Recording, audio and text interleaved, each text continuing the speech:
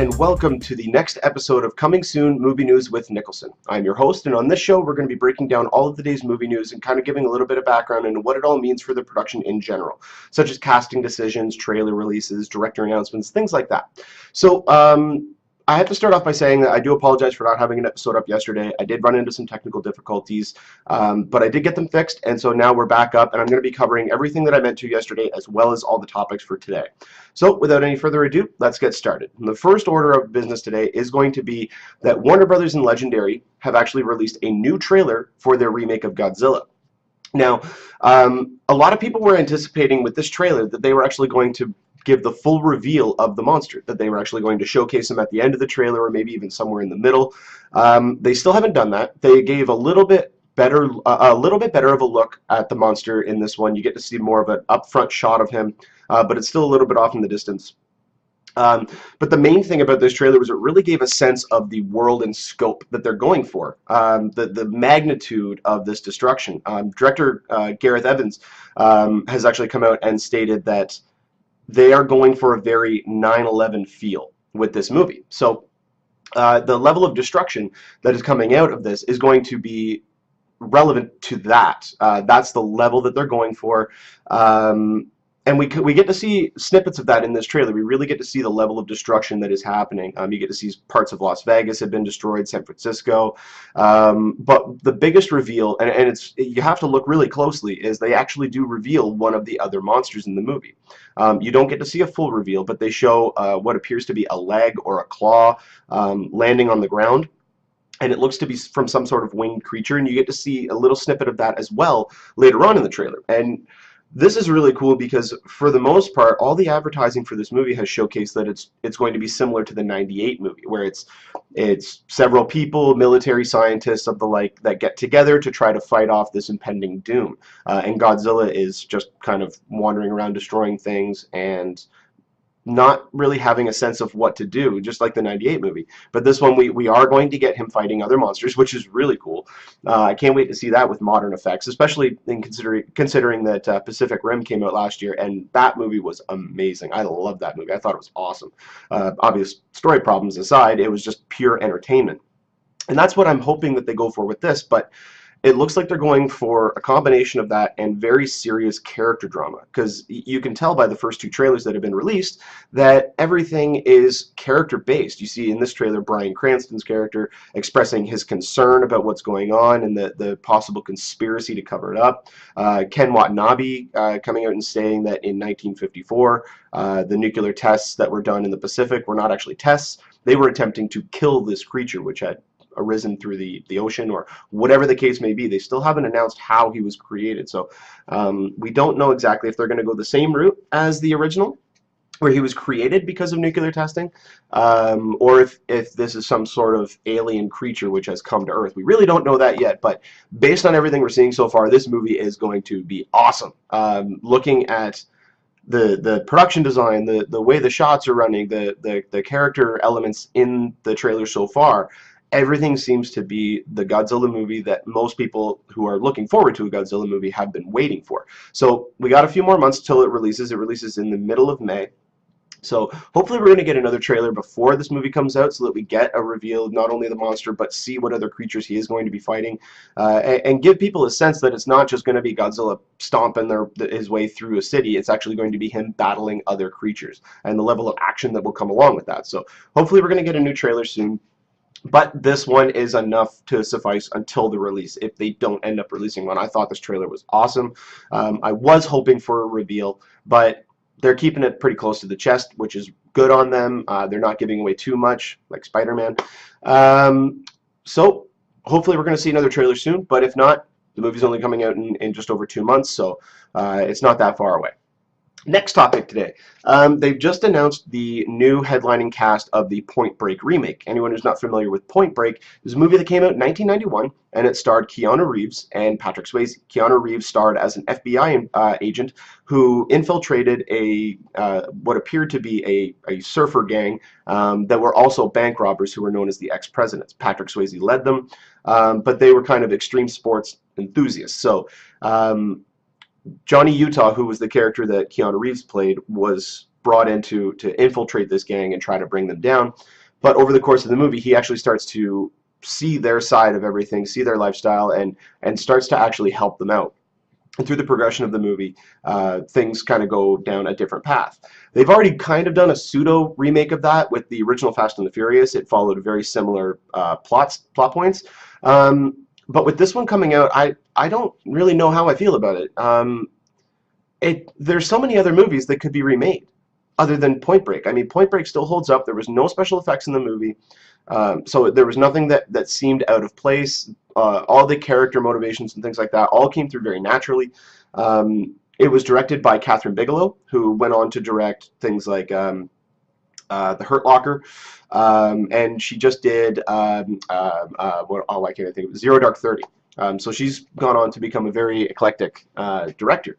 So remaking one of her films, which on its own was already a very well done film. It's got more of a cult status now. A lot of people are starting to retouch on it, but they cast a man named Luke Bracey to play Johnny Utah, the role originally played by Keanu Reeves. And he's relatively unknown. He's an actor from Australia who hasn't really done a lot. He's got a lot of movies that are coming out.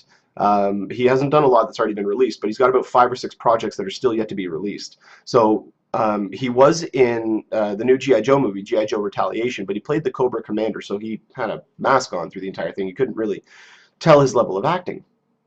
So it's going to be interesting to see how he does this role. The one point of casting that I'm really excited about, though, is Gerard Butler has been brought on to play the role of Bodhi, who was played originally by Patrick Swayze. I don't know too many other actors out there who could do that role. He's already done kind of a surfer movie. He did one. I can't even remember the name of it, but he's already done a movie based in the surfing world. So depending on if they keep the surfing angle or if they go more to just extreme sports, which is the rumor that we're hearing, it'll be interesting to see how he plays it. But looking at this cast, the director, his name is Erickson Core. There aren't too many projects that he's done in the past, so this movie, I don't see the reasoning behind it. There's not a real reason to do it outside of just, hey, we have this property, why don't we just try to get some more money out of it? So I hope this one ends up turning out all right, but so far I'm not really convinced. So we're going to have some time to wait and see, but hopefully this movie does come out.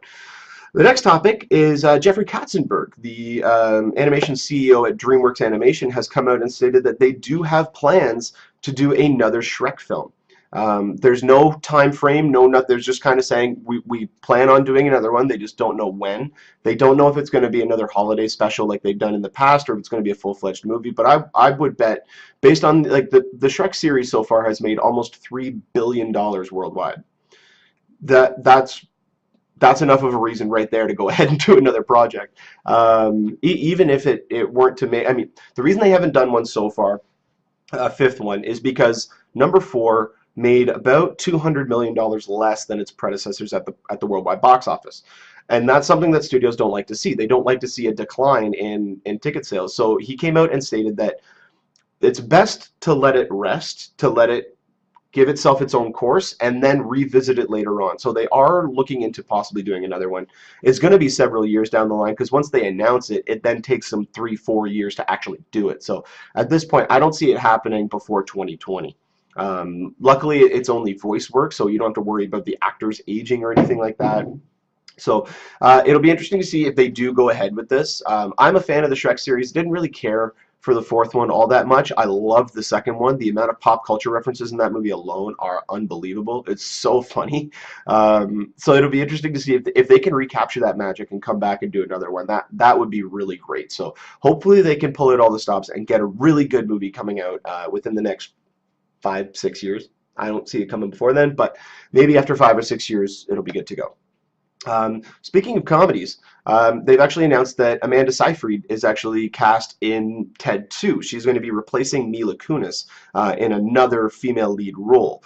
It is stated that Mila Kunis most likely will, if she does appear, it'll be in a very minor role, most likely at the beginning during a breakup segment of some kind, and then sieging into Amanda Seyfried being the new romantic lead. Most likely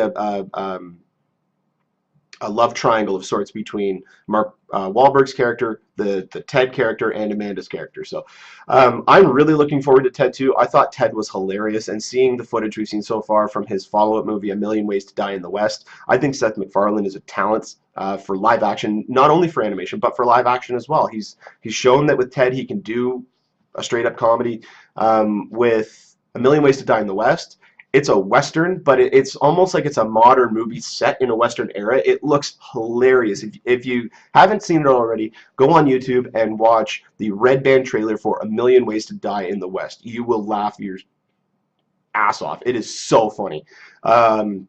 So definitely check that out, and I'm really looking forward to Ted 2. It's scheduled for release next summer, so the summer of 2015, I think June of 2015, part of the powerhouse of whatever the 2015 release form is. There's so many big movies coming out next year, it's incredible. So being able to catch this or having this stand out among the rest is going to be a difficult job, but I think that he's going to be able to do it. I think this is going to be absolutely hilarious, and I'm really interested to see where they go with this story. So it'll be really cool to see. Another tidbit, Mark Webb, the director of The Amazing Spider-Man and the upcoming Amazing Spider-Man 2, has just recently signed on to direct The Amazing Spider-Man 3 to complete his trilogy. So there's going to be, this is very exciting news, there's going to be a cohesive story and look and feel to all three of the movies, very similar to the original Sam Raimi movies, the Christopher Nolan Batman trilogy. They all felt like they were in the same universe because they were all from the same creative team. So he signed on to direct the third one. No word yet on Spider-Man 4. We don't really know what's going on because even Andrew Garfield has come out in the past and stated that he's only signed on for the first three. He's not signed on for number 4 or any of the other spin-off movies that they're planning on doing. So we don't know exactly what's going to happen with number 4. They're going to keep it within the same universe. It's not going to be a reboot or anything like that. They have their own universe that they're trying to expand upon, so they're not going to do a reboot. What they would most likely do is even Kevin Feige, who runs Marvel, has stated about their films. They're going to take a James Bond approach to it, and they're just going to recast the actor. Most likely, maybe tweak a few things, maybe have it set a couple of years later, or anything of that sort. But they're going to keep it the same character. They're not going to reboot. Most likely, that's what Sony's going to do. I would hope to see Andrew Garfield stick around with it. I think he's phenomenal in the role of Peter Parker. Very different from how Tobey Maguire played him. Tobey Maguire played Spider-Man and Peter Parker as the 1960s version of Peter Parker. Oh, gee golly whiz, you know, the nerd of the 60s. And Andrew Garfield played not necessarily a nerd, but he played the outcast, the techie outcast of the modern day. A completely different spin on it, and it was a lot more relatable to a lot more people, because there are a lot of people out there who emotionally are like that. Obviously, they don't have the ability to shoot webs from their wrists or climb up buildings just using their fingertips, but I mean, you obviously know what I'm getting at. But on top of this, not only has he signed on to direct the third one, but they've also, one of the producers came out and announced their plans to have a Spider-Man film or Spider-Man related film released every year after The Amazing Spider-Man 3. Now, we already know of 2 films that are coming out that are going to be set apart from Spider-Man. The first one's going to be Venom, and then the second one is going to be the Sinister Six. Now, I'm assuming the Sinister Six is going to come out after Spider-Man 4. That it only makes sense if in the Spider-Man movies they're building up to the Sinister Six. It makes sense for them to have their standalone movie after the 4th one, because if you look at the second one, The Amazing Spider-Man 2, we have Rhino, Electro, and the Goblin. They've also revealed the one little clip of Dr. Octopus's tentacles and the Vulture's wings. So, I mean, we're pretty sure that those are 2 more confirmed members of the Sinister Six. So if they, in Spider-Man 3 or even Spider-Man 4, reveal the final member, then it would lead into the Sinister Six movie. And also, Drew Goddard, who is signed on to write and possibly direct the Sinister Six movie, is currently developing the Daredevil TV series for Netflix. Because Marvel is doing 4 series. They're doing Iron Fist, Luke Cage, Jessica Jones, and Daredevil, all set in Hell's Kitchen in New York City. They're going to be filming all of those series back to back, 60 episodes in total, culminating in I can't even remember the name of it, but it is kind of like their own Avengers. They're all going to team up in a miniseries. So you have Daredevil, you have Iron Fist, you have um, Nick Cage, and or Luke Cage, sorry, and Daredevil. So or Jessica Jones. So it's going to be really interesting to see how they have their own cohesive universe. They're going to do 13 episodes for each series, and then they're going to have the mini-series event where they combine all of them. So that's going to be really interesting to see where they go with that. But because he's tied up doing Daredevil, it most likely means that Venom is going to be the first of the two movies that's released, because we have Alex Kurtzman and Robert Orci doing the Venom movie, who are right now in charge of writing Amazing Spider-Man 2, Spider-Man 3, and I believe they're going to be involved in Spider-Man 4 as well. So it's going to be interesting to see where they go with that. But the dates right now are looking like Spider-Man 3 is going to be hitting June 10th, 2016. Venom most likely will be the following summer in 2017. Then we have Spider-Man 4 in May of 2018.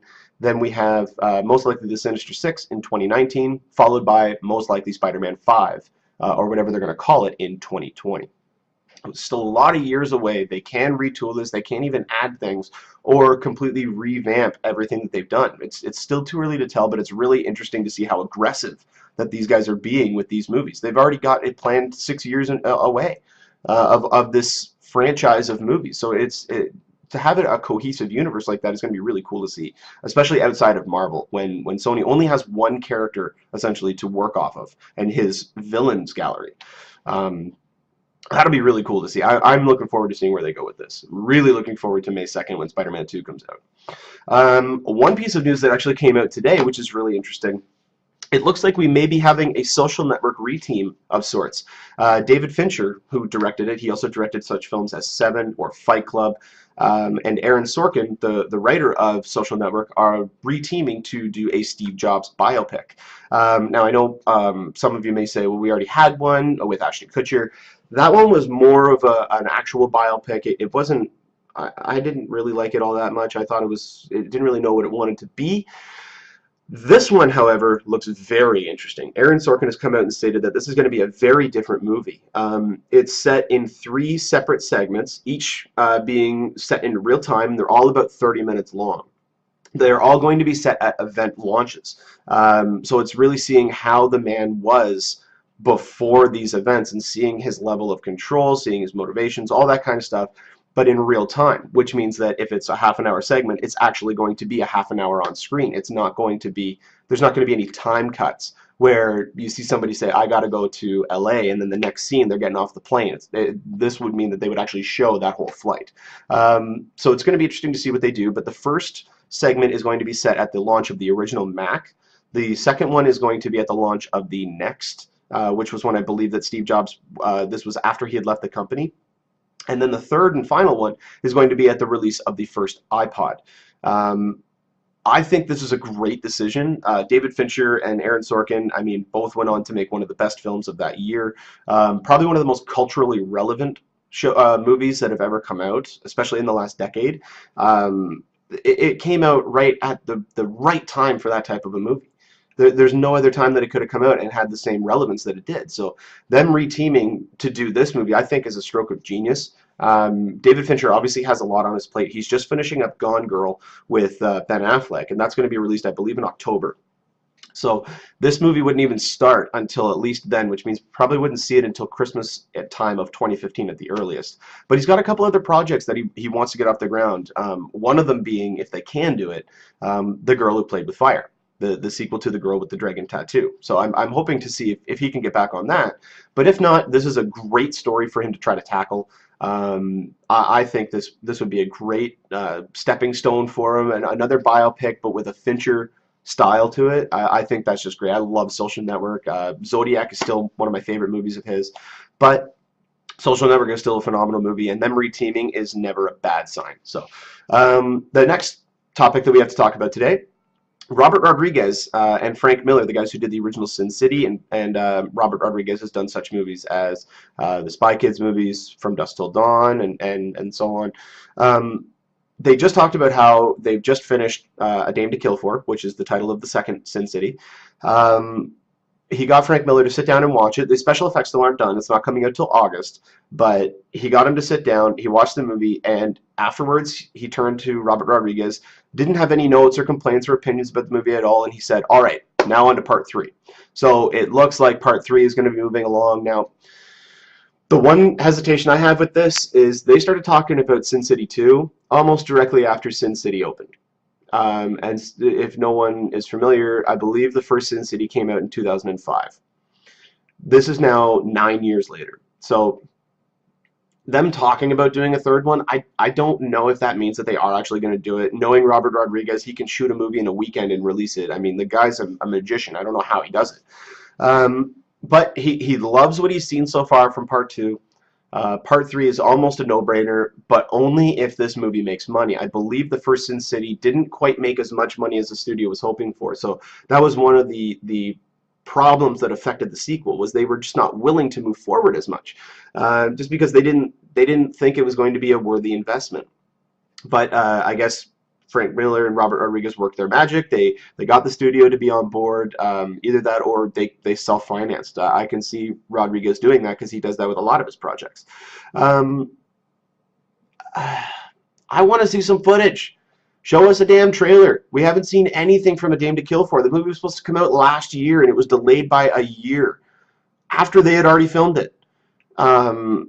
Show us some footage so that we can get an idea of what this movie's going to look like, so that we can get excited about a third one. And if you show us footage early enough, like, this is one of the problems I think Guardians of the Galaxy's had so far. Granted, they had an amazing trailer they released last week, and they're starting now, but I do think that they should have started with the Super Bowl.